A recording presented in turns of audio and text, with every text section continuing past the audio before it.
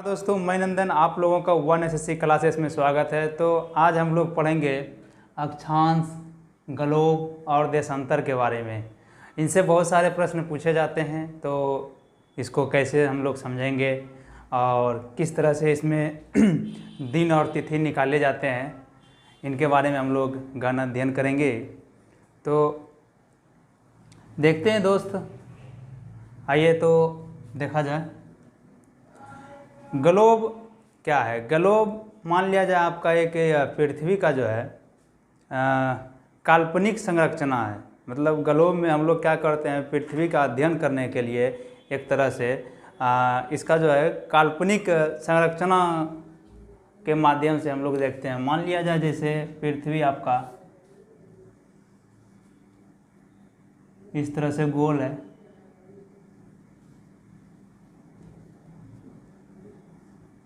इस तरह से आपका हो गया। तो हम लोग इसको ग्लोब के माध्यम से कैसे समझेंगे? मान लीजिए इसके बीचों बीच एक रेखा गुजरी है, बीचों बीच जो ये रेखा गुजरी है इसको हम लोग 0 डिग्री रेखा भी कहेंगे। 0 डिग्री रेखा, आइए इसको हम लोग कहेंगे विषुवत रेखा।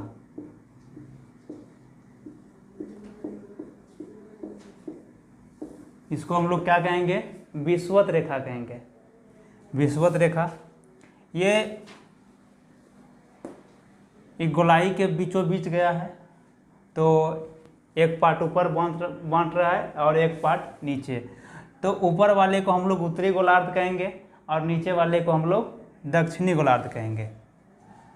ऊपर वाले को हम लोग क्या कहेंगे? उत्तरी गोलार्ध, और नीचे वाले को हम लोग कहेंगे दक्षिणी गोलार्ध। तो ये हो गया आपका उत्तरी गोलार्ध से सूचित करेंगे, और नीचे को हम लोग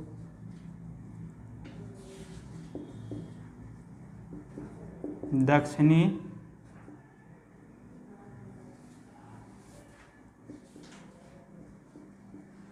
गोलार्ध कहेंगे। यानी ये आपका नॉर्थ पोल और ये आपका साउथ पोल हो गया।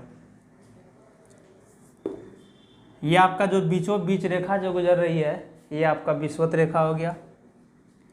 और अगर हम बात करेंगे, इससे थोड़ा सा ऊपर जाएंगे,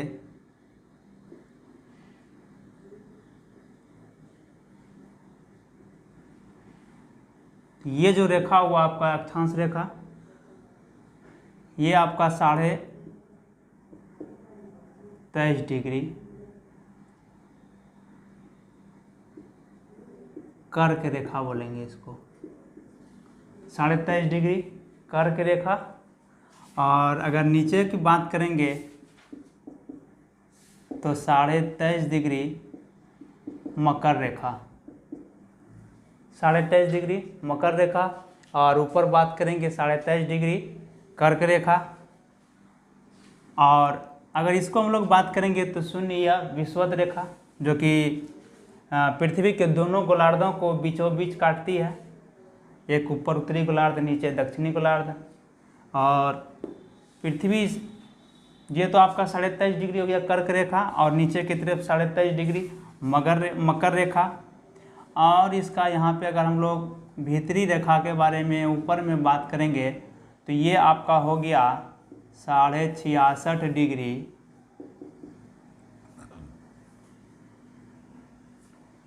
आर्कटिक रेखा। आर्कटिक, ये 66.5 डिग्री आर्कटिक रेखा। और नीचे हम लोग बात करेंगे तो 66.5 डिग्री अंटार्कटिक रेखा।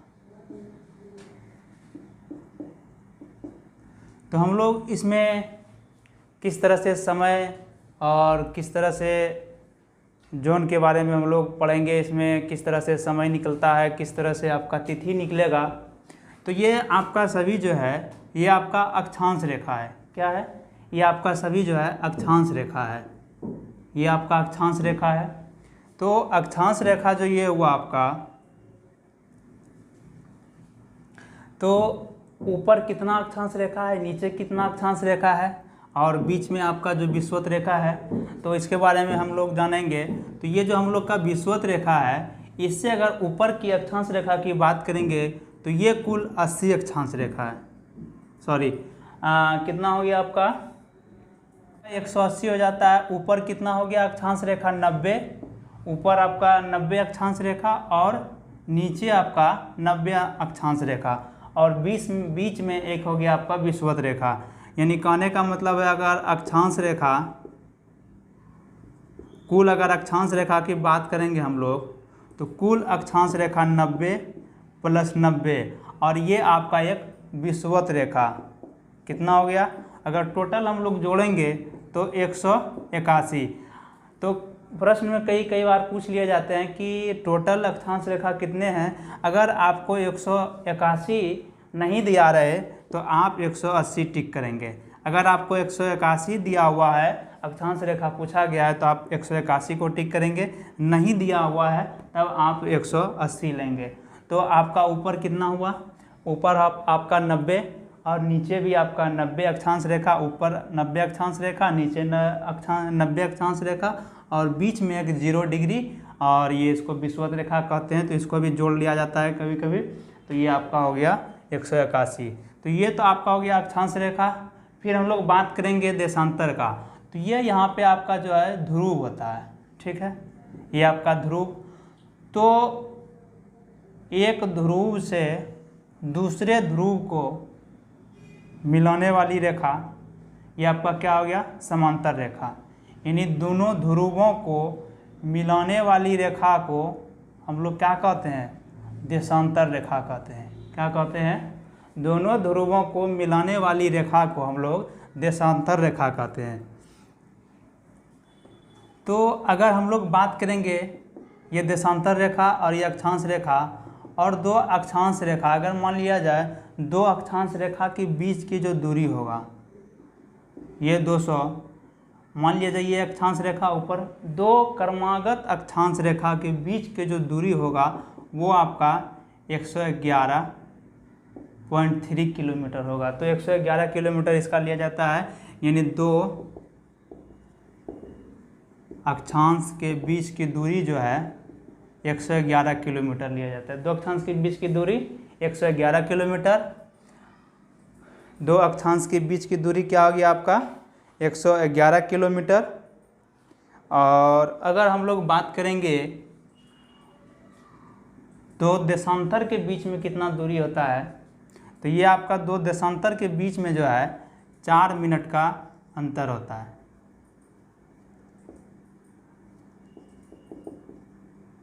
दो देशांतर के बीच जो है 4 डिग्री का, यानी 4 मिनट का, 4 डिग्री नहीं 4 मिनट का अंतर होता है। तो हम लोग अक्षांश के, अगर दो अक्षांश के बीच के बारे में हम लोग देखें तो 111 किलोमीटर, और अगर दो देशांतर के बीच में हम लोग देखेंगे तो ये हो गया आपका 4 मिनट का अंतर। तो हम लोग अक्षांश से हम लोग जो है पृथ्वी के तापमान का या जलवायु के बारे में हम लोग अध्ययन करेंगे। जलवायु का अध्ययन और ये क्या कहते हैं तापमान का जो अध्ययन है उसको हम लोग अक्षांश रेखा से अध्ययन करेंगे, और जो देशांतर रेखा है इससे हम लोग समय और तिथि के बारे में ज्ञात करेंगे। तो आइए हम लोग देखते हैं कि समय और इसको कैसे निकाला जाता है।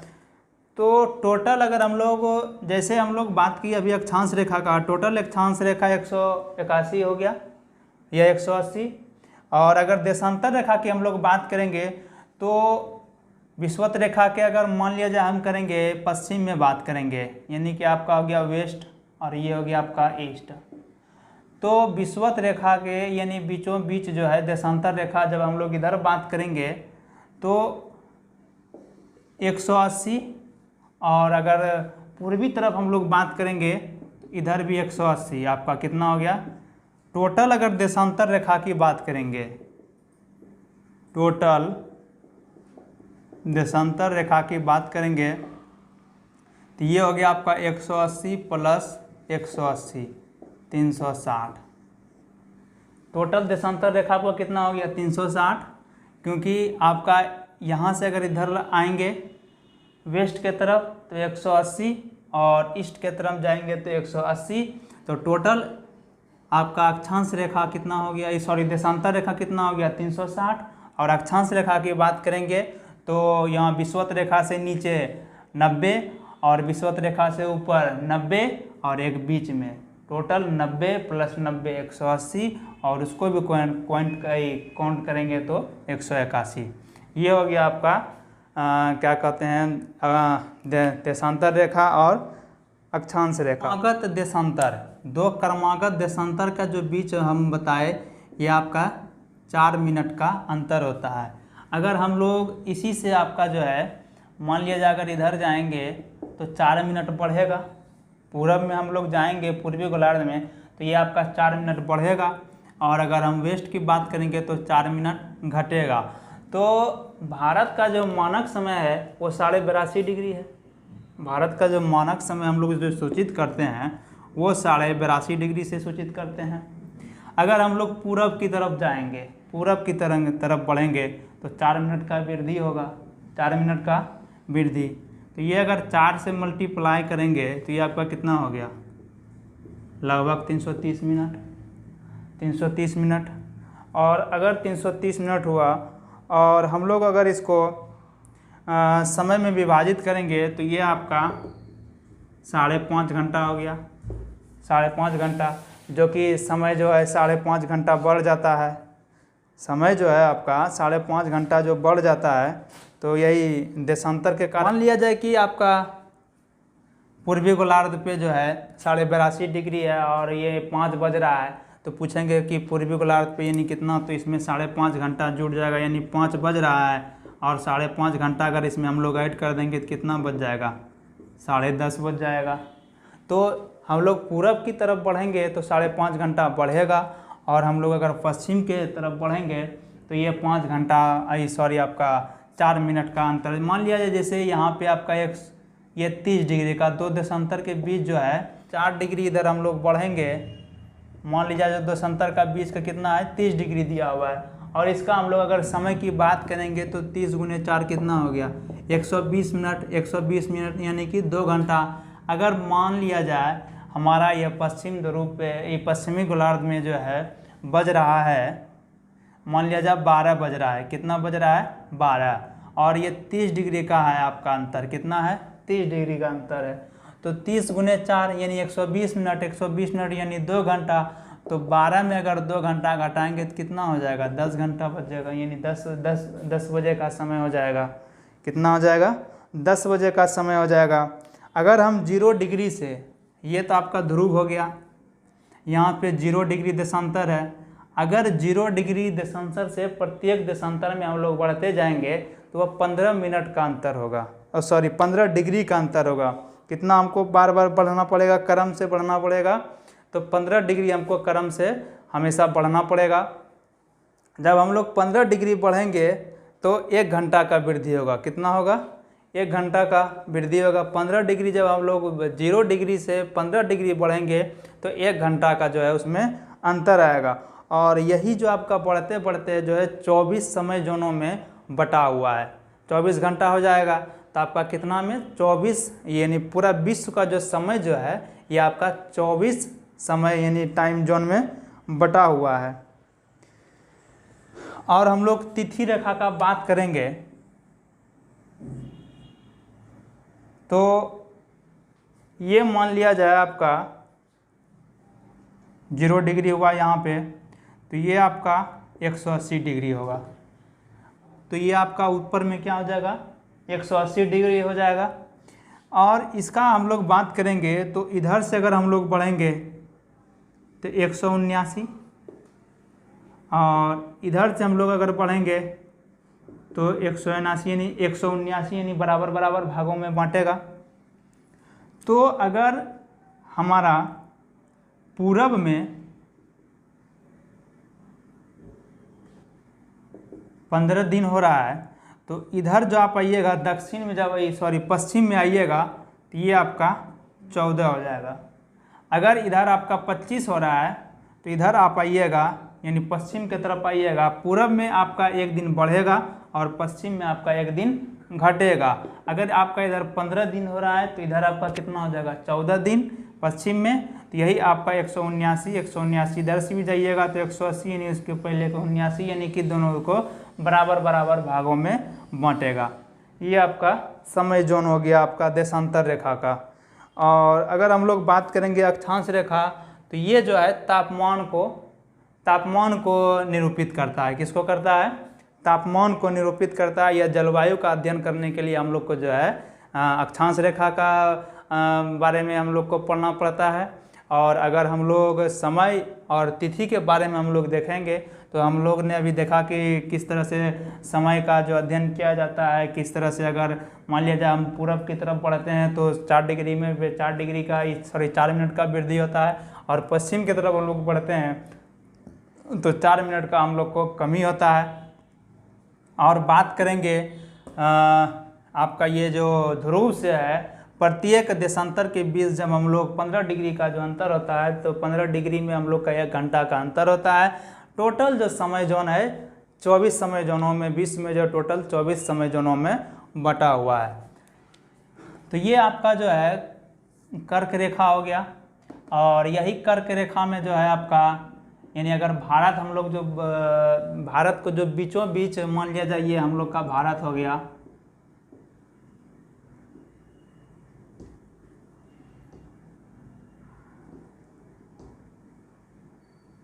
मान लिया जाए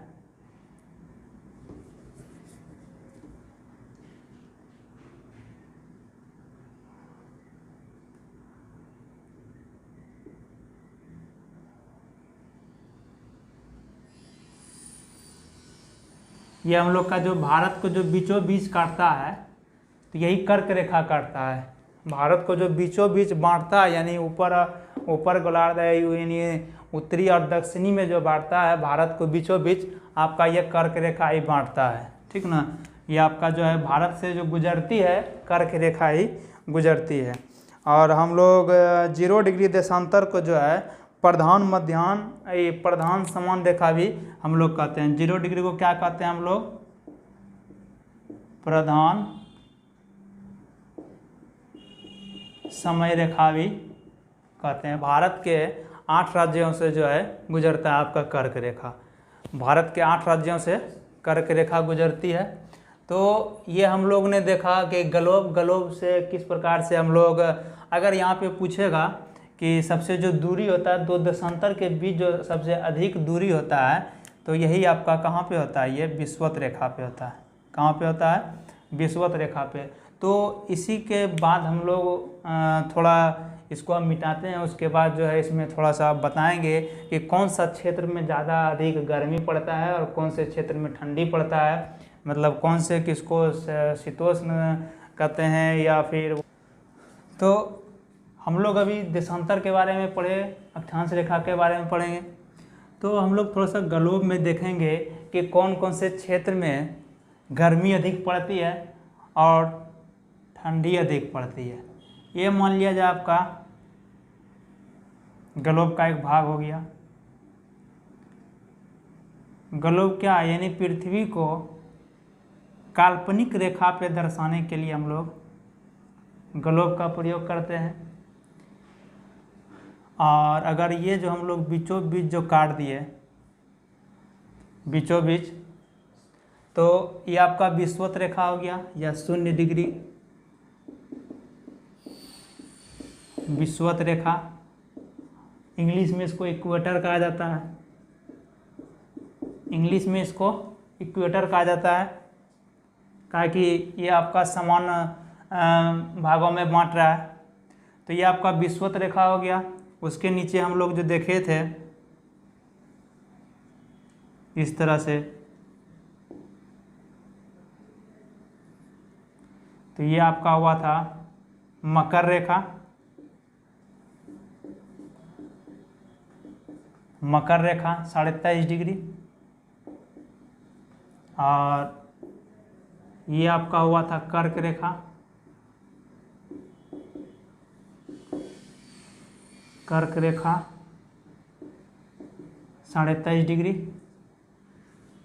ये आपका कर्क रेखा, अगर भारत यानी विषुवत रेखा से ऊपर की बात करेंगे तो कर्क रेखा, नीचे बात करेंगे तो मकर रेखा, और ये आपका हो गया ध्रुव, आपका नॉर्थ साउथ, और ये हो गया आपका ईस्ट, और ये हो गया आपका वेस्ट।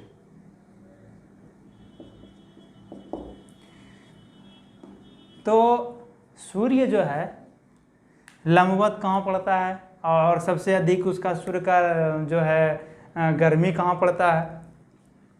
तो ये भाग जो आपका है, सबसे ज़्यादा जो सूर्य का जो रोशनी पड़ता है, सबसे ज़्यादा सूर्य का रोशनी आपका यही विषुवत रेखा पे पड़ता है। कहाँ पे? विषुवत रेखा। सबसे ज़्यादा गर्मी जो पड़ता है आपका यहीं आपका पड़ता है। और ये आपका हो गया कर्क रेखा, और ये आपका अगर हम बात करेंगे ये रेखा, तो ये हो गया आपका अंटार्क। अगर ये रेखा का हम लोग बात करेंगे, ये हो गया आपका अंटार्कटिक रेखा, और इसका हम लोग बात करेंगे तो ये हो गया आपका आर्कटिक रेखा। आपका ऊपर में क्या हो गया? आर्कटिक रेखा, और ये हो गया आपका अंटार्कटिक रेखा। तो सबसे ज़्यादा गर्मी जो आपका पड़ता है ये आपका विषुवत रेखा में ही पड़ता है। ये जो क्षेत्र हो गया आपका सबसे ज़्यादा गर्मी, तो गर्मी तो हम लोग अपना बोलचाल के भाषा में बोलते हैं, पर अगर हम लोग भूगोल पढ़ रहे हैं तो इसको जो हम लोग बोलेंगे, गर्मी को हम लोग क्या बोलेंगे? उष्ण बोलते हैं। गर्मी को क्या बोलते हैं? उष्ण बोलते हैं। तो और यानी क्षेत्र जो है ये आपका गर्मी का क्षेत्र को हम लोग कटिबंध बोलते हैं। क्या बोलते हैं? कटिबंध। तो ये आपका हो गया उष्ण कटिबंध, उष्ण कटिबंध। तो सबसे ज़्यादा जो सूर्य का जो लंबवत जो सूर्य पड़ता है, सूर्य का रोशनी जो लंबवत पड़ता है, ये आपका लंबवत जो रोशनी पड़ता है ये आपका उष्ण कटिबंधीय यानी कि विषुवत रेखा के क्षेत्र में पड़ता है। कहाँ पे? विषुवत रेखा के क्षेत्र में। और हम लोग बात करेंगे ऊपर जो है, तो ऊपर जो है तिरछी, यहाँ से जाता है तिरछी, तो जहाँ पे अगर डायरेक्ट सूर्य का रोशनी पड़ रहा है वहाँ तो ज़्यादा आपका उष्मा होगा और गर्मी ज़्यादा वहाँ पे होगा। पर अगर जहाँ पे तिरछी प्रकाश पड़ रहा है तो वहाँ थोड़ा गर्मी कम होगा। तो ये जो आपका क्षेत्र बनता है आर्कटिक यानी कर्क रेखा और आर्कटिक रेखा के जो बीच में जो है, इसको हम लोग बोलते हैं शीतोष्ण कटिबंध। क्या बोलते हैं? शीतोष्ण कटिबंध। तो इसमें क्या होता है कि आपका गर्मी जो है थोड़ा कम पड़ता है, इसमें थोड़ा सा गर्मी क्या होता है? कम पड़ता है।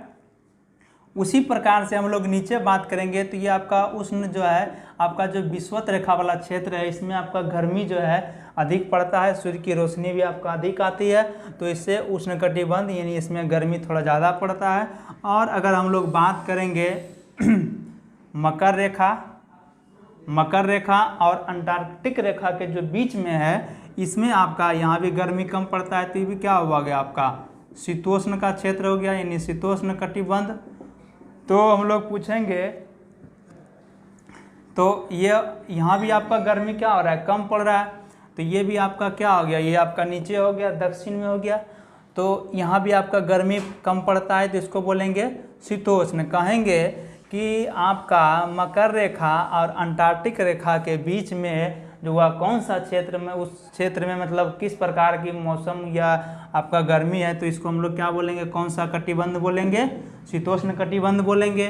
विषुवत रेखा के नीचे क्या हो गया? शीतोष्ण कटिबंध। विषुवत रेखा के मतलब ये क्या कहते हैं, या हम लोग पूछेंगे कि कर्क रेखा और मकर रेखा के बीच में कौन सा क्षेत्र पड़ता है, तो ये आपका हो गया उष्ण कटिबंध। उसके ऊपर हम लोग बात करेंगे कर्क रेखा और आर्कटिक रेखा के बीच में, कर्क रेखा और आर्कटिक रेखा के बीच में आपका हो गया शीतोष्ण कटिबंध। और हम लोग बात करेंगे तो ये आपका जो ध्रुव का क्षेत्र जो यहाँ का जो आसपास हो गया, यहाँ पे आपका सबसे कम गर्मी पड़ता है यानी कि ठंडा का ही क्षेत्र बनता है। तो यूपीएससी में कई बार क्वेश्चन यहाँ से भी पूछ लिया जाता है, तो डायरेक्ट तो पूछ ही सकता है, पर यहाँ पे इसके अंदर भी दो क्षेत्र बनते हैं।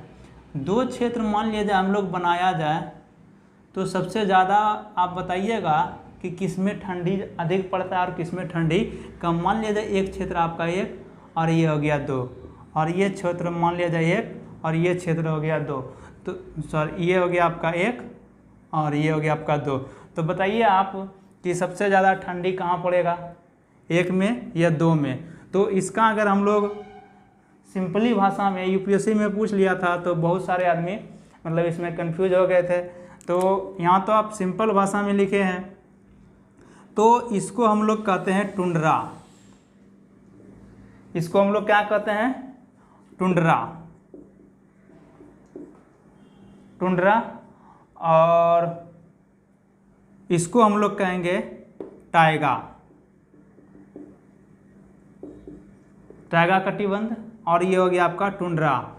यानी ये जो टुंड्रा का क्षेत्र है, सबसे ज़्यादा अगर ठंडा अगर पूछा जाए कि आपका दक्षिणी क्षेत्र में, दक्षिणी गोलार्ध में सब पूछा जाए कि आपका दक्षिणी गोलार्ध में सबसे ज़्यादा ठंडी कहाँ पड़ता है, तो ये आपका टुंड्रा का क्षेत्र में। और अगर उससे थोड़ा सा कम पूछा जाए तो सबसे अधिक पूछा जाएगा कहाँ, टुंड्रा में। और पूछेगा कि सबसे कम वन कहाँ पाया जाता है, तो ये आपका टुंड्रा प्रदेश का है कि सबसे ज़्यादा जो ठंडी पड़ेगा तो ठंडी में कौन जाएगा, ठंडी में तो कोई भी जीव जंतु या पौधा ज़्यादा तो उगेगा नहीं। तो सबसे ज़्यादा आपका जो पौधा वगैरह जो कम पाया जाता है, पौधा वगैरह जो कम पाया जाता है जीव जंतु, ये आपका टुंड्रा क्षेत्र में। और उससे थोड़ा सा अधिक अगर मान लिया जाए तो यहाँ पे पाया जाता है। और जो जो ऊपर हम लोग बढ़ेंगे तो वहाँ तो पौधे और यानी जीव जंतु का भी संख्या बढ़ेगा। यहाँ विषुवत रेखा में यहाँ पे ज़्यादा होगा और ये आपका टुंड्रा क्षेत्र में जो है आपका बहुत कम होगा। और अगर हम लोग बात करेंगे तो अगर टुंड्रा और टाइगा दोनों को अगर मिला देंगे तो इसको हम लोग कहेंगे शीत कटिबंध। क्या बोलेंगे, शीत कटिबंध। यानी टुंड्रा और टाइगा को सम्मिलित रूप से हम लोग कहेंगे क्या, शीत कटिबंध। तो हम लोग ने अभी कितने कटिबंध के बारे में पढ़ा, 3। कौन कौन सा आपका, अगर टुंड्रा, ये आपका हो गया टुंड्रा और ये आपका हो गया टाइगा। टाइगा वन भी जो पाया जाता है। तो सबसे ज़्यादा अधिक ठंडी आपका कहाँ पड़ेगा, टुंड्रा क्षेत्र में, ध्रुव के पास है यहाँ पे आपका। और ये आपका हो गया टाइगा, और टाइगा और ये दोनों को सम्मिलित रूप से हम लोग कहेंगे शीत कटिबंध। क्या कहेंगे, शीत कटिबंध।